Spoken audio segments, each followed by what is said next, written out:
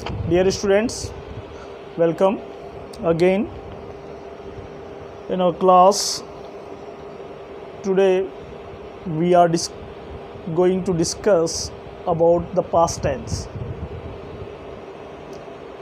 हमारी पिछली क्लास में हमने देखा था प्रेजेंट टेंस के बारे में, जो पार्ट 1, पार्ट 2, पार्ट 3 तीन में हो चुका था. अब पार्ट 4 वीडियो जो इसके अंदर आपका सारा the past tense. Present tense पूरा हो गया, अब पास्ट टेंस आएंगे. पास्ट टेंस को भी हम उसी तरह से पढ़ेंगे. The past indefinite tense, the past continuous tense, the past perfect tense, the past perfect continuous tense. चारों प्रकार से इस प्रकार से पढ़ेंगे जैसे प्रेजेंट पढ़ा था. तो फर्स्ट वन आ गया. अब देखने की बात है यहाँ पर द पास्ट टेंस आ गया तो क्या हो जाएगा? भूतकाल, बीता हुआ समय. अब जो भी इवेंट, जो एक्शंस जो भी होंगे वो सारे किससे रिलेटेड रहेंगे?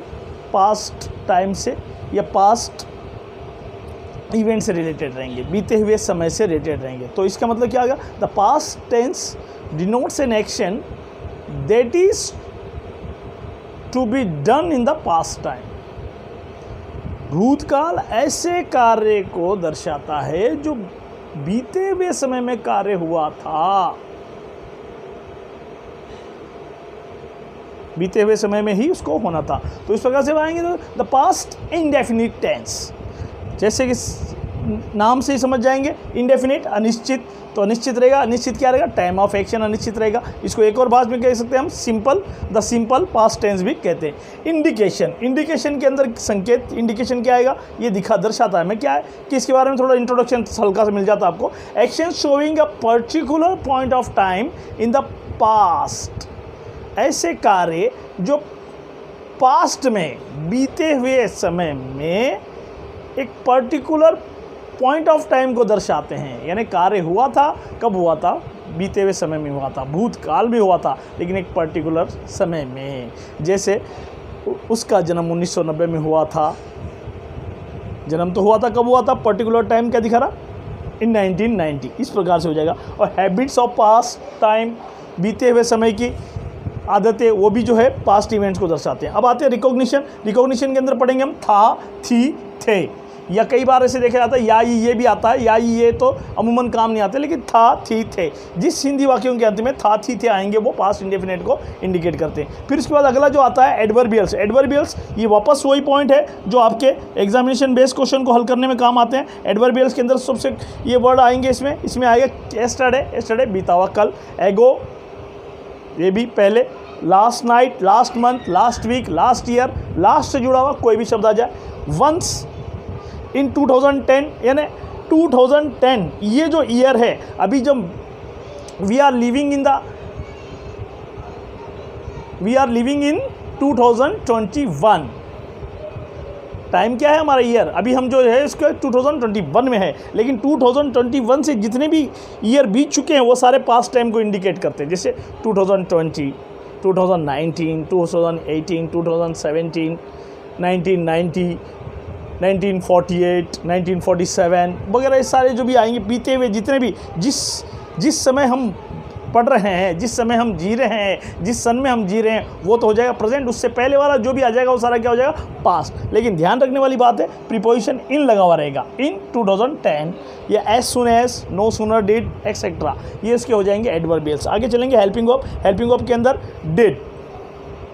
लेकिन आगे लिया एक्सेप्ट अफर्मेटिव सेंटेंसेस के अंदर डिड का प्रयोग नहीं होगा. हेल्पिंग ऑफ डिड का प्रयोग होता है. जैसे द प्रेजेंट इंडेफिनिट टेंस पढ़ा था. प्रेजेंट इंडेफिनिट टेंस के अंदर दो हेल्पिंग ऑफ डू या डस. एक्सेप्ट अफर्मेटिव सेंटेंस के अंदर कोई हेल्पिंग ऑफ नहीं आई थी. वर्ब की फर्स्ट फॉर्म या फर्स्ट फॉर्म प्लस ऐसी है, ईएस लगाया गया था. अब इसी तरह से पास्ट इंडेफिनिट टेंस के अंदर क्या होगा? डिड हेल्पिंग ऑफ तो आएगी, लेकिन अफर्मेटिव के अंदर हेल्पिंग ऑफ डिड का प्रयोग नहीं होगा. नेगेटिव सेंटेंस नॉट जो होता, नेगेटिव सेंटेंस के अंदर डिड का प्रयोग होगा. इंटरोगेटिव सेंटेंसेस के अंदर डिड का प्रयोग होगा. नेगेटिव इंटरोगेटिव सेंटेंसेस के अंदर डिड का प्रयोग होगा. लेकिन कंजुगेशन ऑफ द वर्ब की फॉर्म, क्रिया के रूप में थोड़ा सा सावधानी बरतनी पड़ेगी आपको, क्योंकि यहाँ पे दो वर्ब की फॉर्म यूज में आएंगे इस टेंस के अंदर. एक तो होगा v⁻², the past tense, verb की सेकेंड फॉर्म पास्ट टेंस होगी. लेकिन आगे देखिए आप, विद अफर्मेटिव सेंटेंस, वर्ब की सेकेंड फॉर्म का प्रयोग होगा केवल और केवल अफर्मेटिव सेंटेंसेस के अंदर होगा.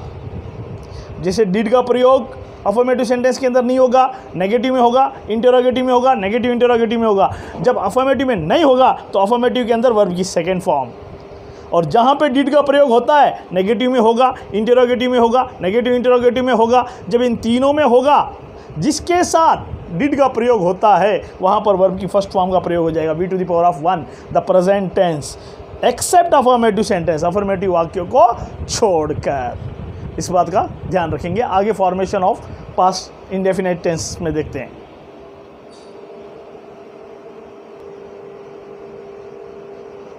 Formation of the past indefinite tense. अब formation of the past indefinite tense के अंदर पास्ट इंडेफिनिट टेंस की बनावट, स्ट्रक्चर बेस में अफर्मेटिव सेंटेंस। अफर्मेटिव सेंटेंस के अंदर क्या आएगा? सबसे पहले सब्जेक्ट प्लस वर्ब की second form, V to the power of 2, verb की सेकेंड फॉर्म ऑब्जेक्ट। अब ध्यान रखिए, पहचान के लिए हिंदी वाक्यों के अंत में था, थी, थे, था। तो सोहन कल अजमेर गया था, पहचान मिल गई अपने को। तो अब सेंटेंस बनाएंगे, नहीं है, क्वेश्चन मार्क नहीं है यहाँ पर, खड़ी पाई है, इन अफर्मेटिव सेंटेंस हो गया ये। अब सब्जेक्ट, सबसे पहले सब्जेक्ट के लिए हम क्या करेंगे? सबसे पहले हम लेंगे यहाँ पर सोहन, इसके बाद वर्ब की सेकेंड फॉर्म। वर्ब की सेकेंड फॉर्म में था के साथ क्या है? गया। गया को मतलब जाना, जाने को गो की सेकेंड फॉर्म क्या हो जाएगी? वेंट। तो हमने सोहन भी ले लिया यहाँ पे सब्जेक्ट, और एक ही आ गया। अब इसके बाद क्या है?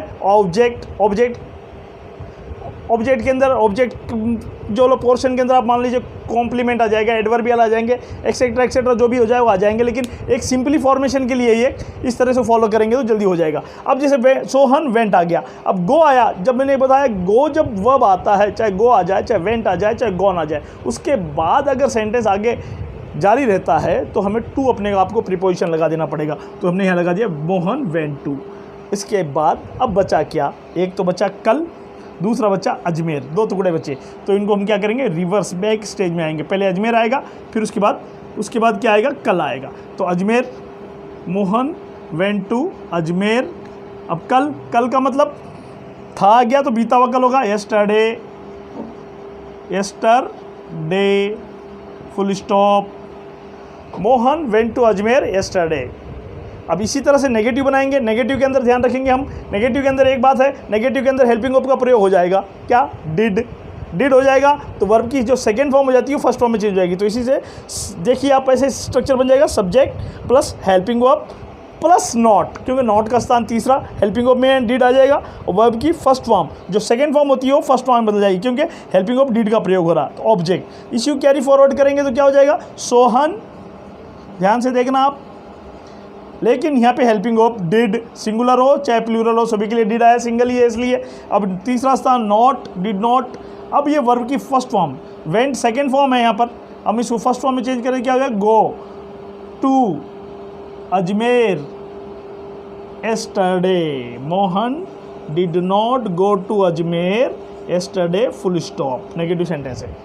इंटरोगेटिव सेंटेंस आते क्वेश्चन मार्क दिमाग में आ जाना चाहिए। सबसे पहले हेल्पिंग वर्ब, सब्जेक्ट, वर्ब की फर्स्ट फॉर्म, ऑब्जेक्ट। इसी को कैरी फॉरवर्ड करेंगे, क्या आ जाएगा? हेल्पिंग वर्ब में सबसे पहले डिड के बाद सब्जेक्ट कौन है यहाँ पर? सोहन के बाद गो, वर्ब की first form, to Ajmer yesterday question mark. अब नेगेटिव इंटरोगेटिव के अंदर नॉट भी आएगा और क्वेश्चन मार्क भी आएगा। Helping verb plus subject plus not plus verb की फर्स्ट फॉर्म प्लस ऑब्जेक्ट। इसके अंदर क्या हो जाएगा? Did Sohan not go to Ajmer yesterday। आ गया होगा समझ में? सिंपल है, बढ़िया। बस एक टेंस आपको दिक्कत आती है, बाकी टेंस अपने आप फटाफट होते जाएंगे। इसी तरह से हम अब नेक्स्ट क्या पढ़ेंगे? पास्ट इंडेफिनिट पढ़ लिया तो पास्ट कंटिन्यूअस पढ़ेंगे। अभी पास्ट कंटिन्यूअस आगे बढ़ते हैं हम पास्ट कंटिन्यूअस के लिए। Next tense the past continuous tense. अब देखिए यहाँ पर ये कॉन्टिन्यूअस एक ही बात है, कंटिन्यूअस एक ही बात है।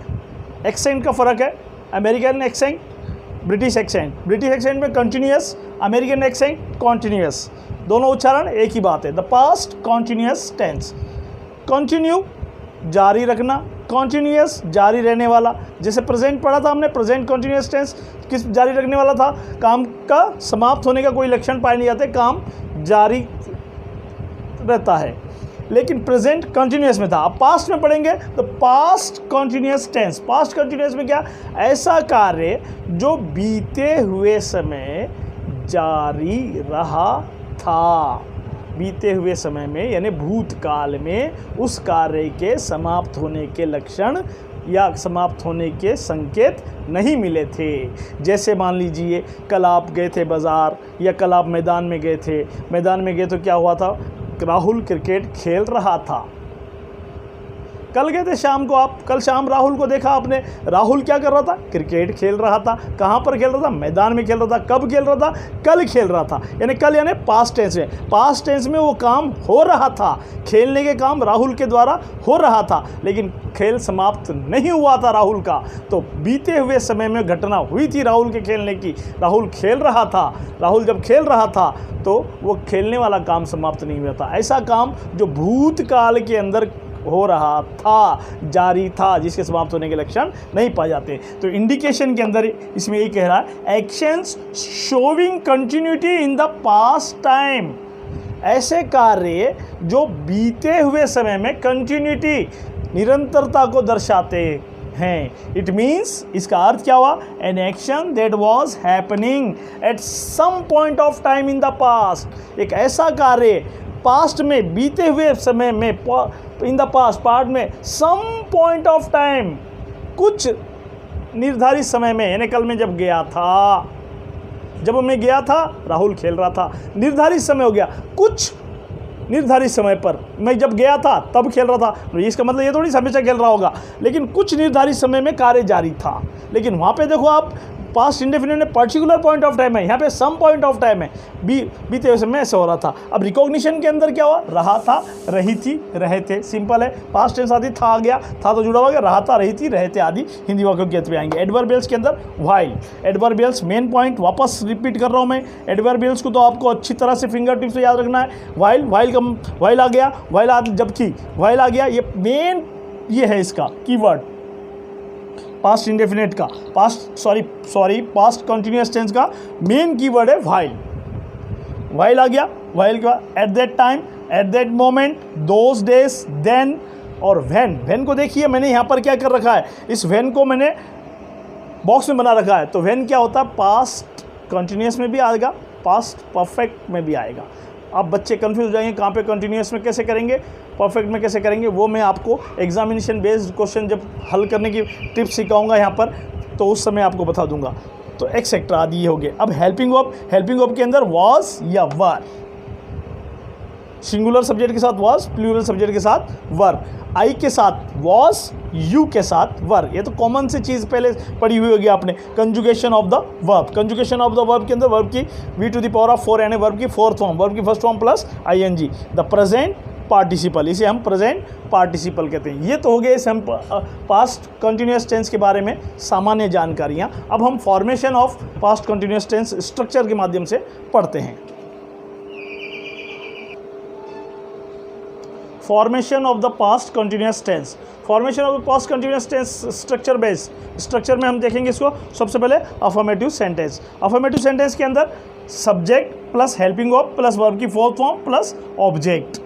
सबसे पहले सब्जेक्ट आएगा, सब्जेक्ट के बाद हेल्पिंग वर्ब के रूप में वाज या वर, वर्ब की फोर्थ फॉर्म प्लस ऑब्जेक्ट। अब जैसे देखिए राधा टीवी देख रही थी, यहाँ पे रहा था, रही थी, रहे थे पहचाने। जब मैंने क्या कहा, पास्ट टेंस में कुछ किसी एक निर्धारित समय में काम हो रहा था। कब, जब मैं गया था, मैं राधा के घर गया था, कल शाम में राधा के घर गया था, राधा टीवी देख रही थी। तो यहाँ पे ये ऐसा नहीं आकर के सेंटेंस युग्म सेंटेंस आएंगे, दो जुड़े हुए संयुक्त वाक्य आएगा। संयुक्त वाक्य ऐसा आएगा। तो हमें formation of the past continuous tense को अच्छी तरह समझने के लिए इसको सिंपली मैंने इतना लिखा, राधा टीवी देख रही थी। अब राधा टीवी देख रहा था, रही थी, रहे थे, ये तो पहचान स्वरूप शब्द हमें मिल गया। अब इसको नहीं है, क्वेश्चन मार्क नहीं है, तो अफर्मेटिव सेंटेंस हो गया। सबसे पहले हमें चाहिए सब्जेक्ट, सब्जेक्ट के अंदर कौन है, राधा, तो ये हमने राधा यहाँ पे लिख लिया। राधा के बाद क्या है नेक्स्ट, हेल्पिंग वर्ब वाज या वर, सिंगुलर राधा है तो इसके लिए क्या हो जाएगा, वाज। अब इसके बाद वर्ब की फोर्थ फॉर्म की क्या, रहा था, रही थी, रहे थे, इसके साथ क्या जगह, देख रही थी, देखना, देखने का मतलब एक तो लुक होता है, एक सी होता है, लेकिन टीवी का देखना, जैसे टीवी देखना, मूवी देखना, फिल्म देखना, या पक्षियों को, जैसे ये अपनी हॉबी होती है तो पक्षियों को वगैरह को देखना, प्राकृतिक सौंदर्य को निहारते रहना, इन सब चीज़ों के लिए एक वर्ड का यूज़ होता है वॉच, WATCH, वॉच, घड़ी वाला वॉच नहीं, WATCH, वॉच, वॉच का मतलब घड़ी, वॉच का मतलब घड़ी, वो नाउन है, WATCH वॉच, ये भी वॉच है लेकिन ये वर्ब है। वर्ब इसका मतलब क्या होता है, देखना, वॉच का मतलब देखना, ताकना, निहारते रहना, जैसे टीवी को हम देखते हैं तो वॉचिंग हो जाएगा से, Radha was watching,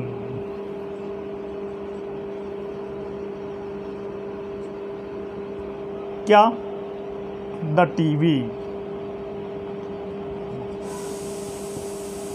full stop, Radha was watching the TV. अब नेगेटिव पढ़ेंगे, नेगेटिव के अंदर subject plus helping verb plus not plus verb की फोर्थ फॉर्म प्लस ऑब्जेक्ट। अब सब्जेक्ट के बाद हेल्पिंग वर्ब वाज या वर आ जाएगा, नॉट तीसरा स्थान, अब वर्ब की फोर्थ फॉर्म प्लस ऑब्जेक्ट, इसी को कैरी फॉरवर्ड करेंगे तो क्या हो जाएगा, सब्जेक्ट में सबसे पहले कौन आ जाएगी, राधा, हेल्पिंग वर्ब में वाज या वर में वाज, नेगेटिव के लिए नॉट, फिर watching the TV, Radha was not watching the TV, full stop.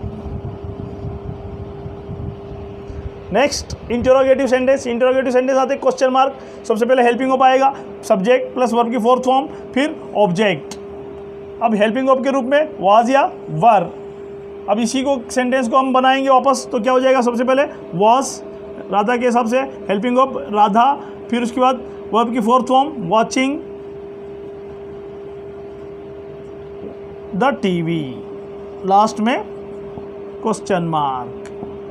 इसी तरह से नेगेटिव इंटरोगेटिव, नेगेटिव इंटरोगेटिव के अंदर सबसे पहले हेल्पिंग वर्ब, हेल्पिंग वर्ब के बाद सब्जेक्ट, सब्जेक्ट के बाद नॉट, तीसरा स्थान जो होता है नॉट का, क्योंकि नेगेटिव है और इंटरोगेटिव है, तो हेल्पिंग वर्ब आ गया, सब्जेक्ट आ गया, फिर नॉट आएगा, नॉट के बाद वर्ब की फोर्थ फॉर्म, फिर ऑब्जेक्ट। इसी सेंटेंस को वापस कैरी फॉरवर्ड किया जाएगा तो क्या हो जाएगा, was Radha not watching the TV, not watching the TV. इस प्रकार से द पास्ट, क्वेश्चन मार्क लगा देंगे, इस प्रकार से द पास्ट कंटिन्यूअस टेंस खत्म हो जाएगी।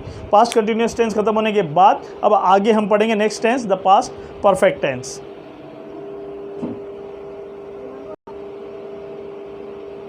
नेक्स्ट है the past perfect tense, the past perfect tense, past बीता हुआ, परफेक्ट, परफेक्ट का मतलब पूरी तरह से जिसमें काम पूरा हो गया, क्या, टाइम ऑफ एक्शन, ऐसा जिसके अंदर काम पूरा हो गया। तो पास्ट परफेक्ट टेंस के अंदर इंडिकेशन के अंदर क्या है, action showing completeness in the past time, ऐसे कार्य जो पास्ट टाइम बीते हुए समय में कंप्लीटनेस को दर्शाते हैं।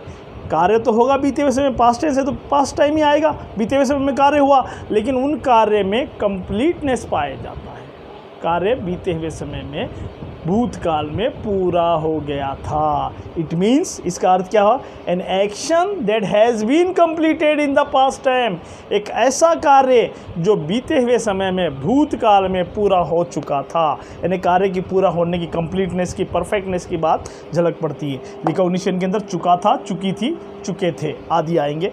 एडवर्बियल्स के अंदर 3 है, बिफोर, आफ्टर, व्हेन। व्हेन आप देख सकते हैं पास्ट कंटिन्यूअस के अंदर भी था, पास्ट परफेक्ट के अंदर भी था, ऐसे आएंगे। तो इसमें क्या करना आपको, मैंने इसलिए तो इसको यहाँ पर डिब्बा बना दिया, इसको अंडरलाइन करने के लिए ध्यान रखने वाली बात है।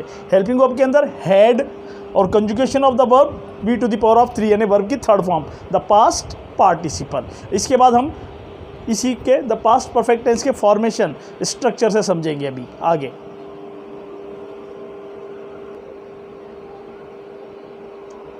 Formation of the past perfect tense, past perfect tense structure based formation, structure based हम फॉर्मेशन बनाएंगे। तो सबसे पहले अफर्मेटिव सेंटेंस पढ़ेंगे। अफर्मेटिव सेंटेंस आ गया तो इसके अंदर क्या हो जाएगा, सबसे पहले subject plus helping verb plus verb की third form plus object.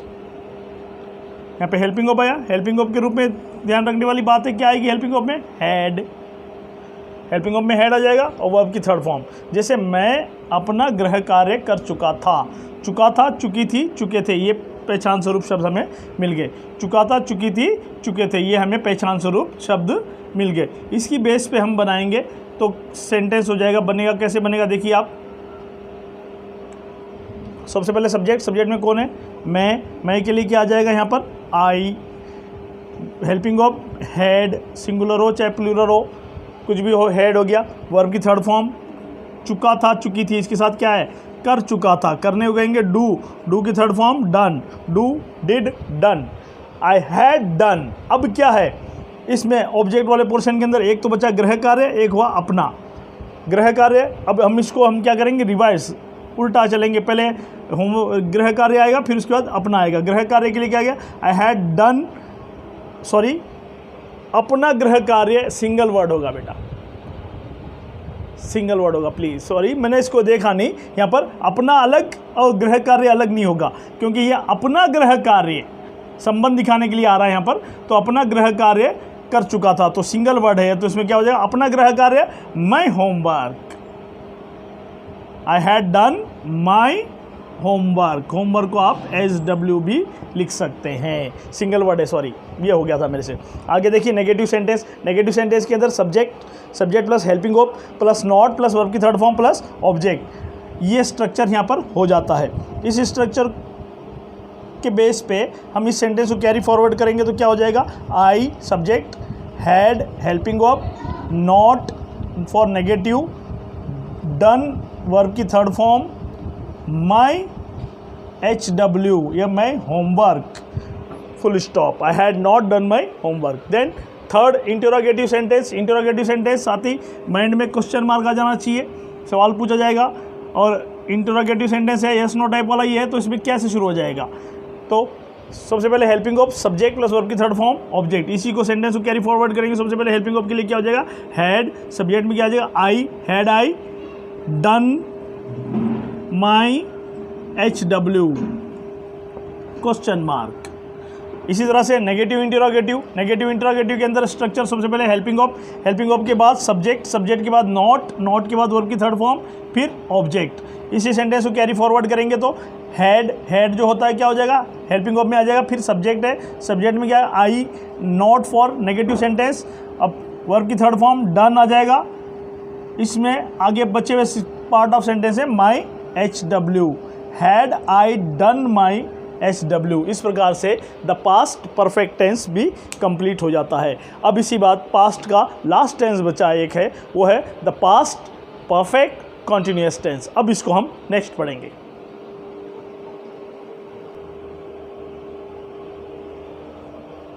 Next है the past perfect continuous tense. Past tense का चौथा प्रकार, पास्ट टेंस का last kind, the past perfect continuous tense. Past तो है भूतकाल, परफेक्ट काम पूरा होगा, पूरा होने के भी मिलेंगे। कंटिन्यूअस जारी रहना, काम पूरा भी होगा जारी भी रहना। पूरा भी होगा जारी भी रहना मतलब कार्य के शुरू होने में परफेक्टनेस पाया जाता है, यानी कार्य का शुरू होने वाला कुछ निर्धारित समय दिया होगा और अंत कार्य का कंटिन्यूअस में निरंतर रूप से जारी रहेगा, समाप्त होने के लक्षण नहीं मिलेंगे। कहने का मतलब ऐसा कार्य जो भूतकाल में ही कुछ समय पहले शुरू हुआ था और भूतकाल में ही जारी था। जैसे राधा 2 घंटे से पत्र लिख रही थी, काम पत्र लिखने का, पत्र लिख रही थी, समाप्त नहीं हुआ, रहा था रही थी में आ गया, लेकिन कब 2 घंटे से लिख रही थी।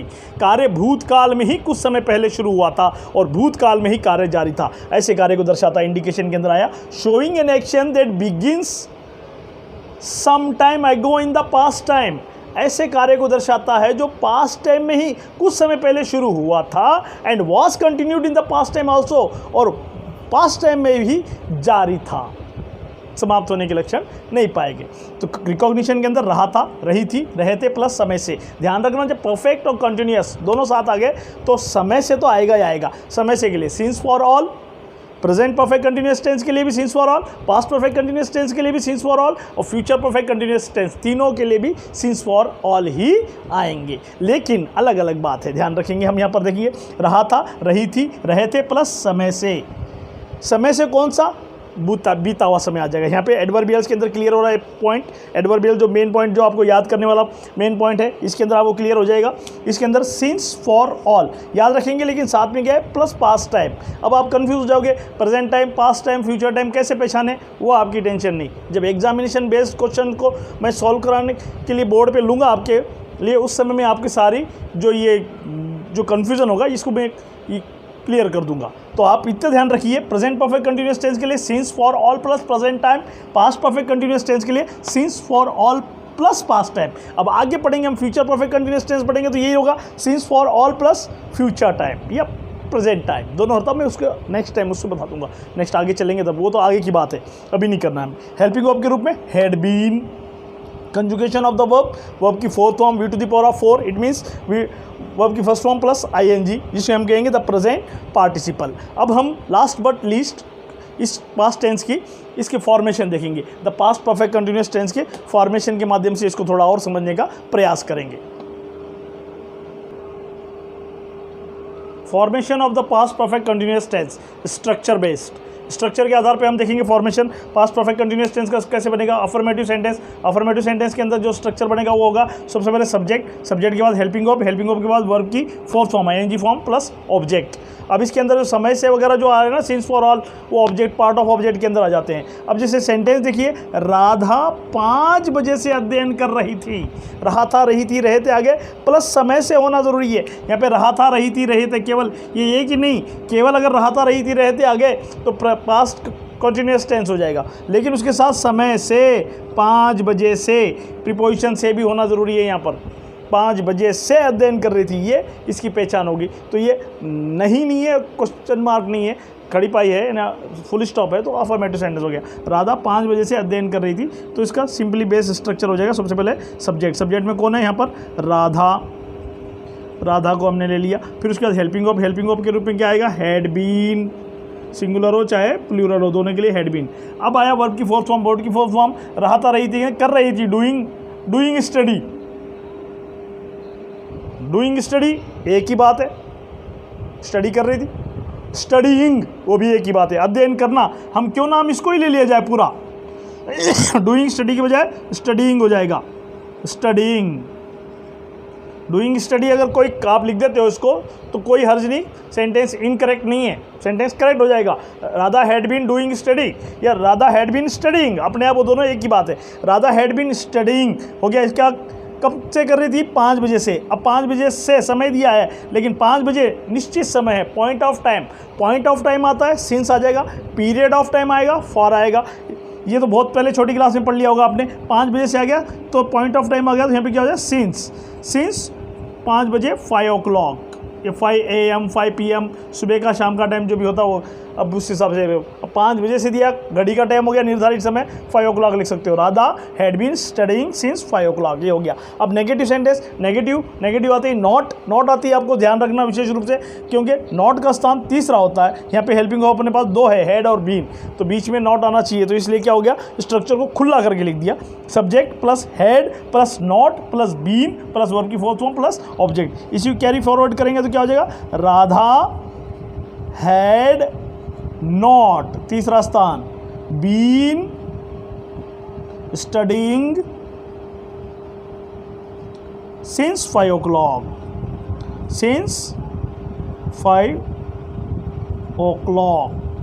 Full stop. नेगेटिव सेंटेंस है, फुल स्टॉप।